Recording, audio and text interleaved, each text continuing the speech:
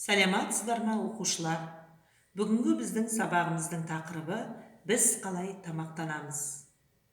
Оқушылар, суретке қарайық.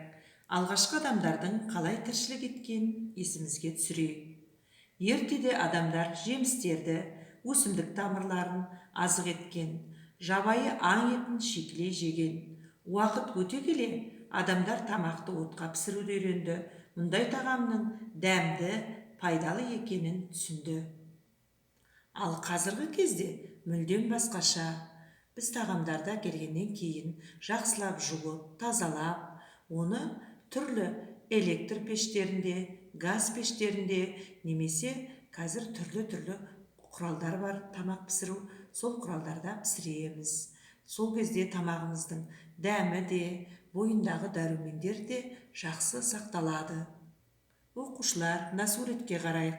Суреттерден тағамдарды тап, сусындарды көрсет. Қандай тағам мен сусынды жақсы көресің? Оқушылар, мына суретке қарайық. Тағам және сусын адамның тіршілік ету үшін өте қажет. Олар адамға күш қуат береді және шөлін қандырады.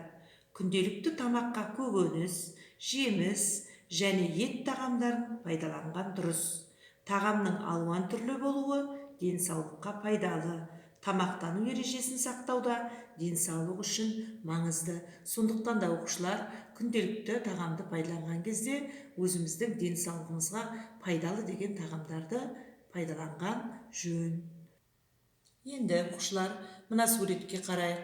Бұл суретте жылдам дайындалатын тағамдар, жылдам дайындалатын тағамдарды және кола сияқты сусындарды пайдалану денсаулыққа зиянды. Сондықтан да бұл тағамдарды пайдаланбағанымыз жөн. Оқушылар, бие сүтінен шипалы сусын қымыз алынады. Қымыздың отаны Қазақстан. Сіздерге үйге тапсырма, осы қымыз туралы мәлімет жинаймыз, соны келесі сабағымызда айтып береміз.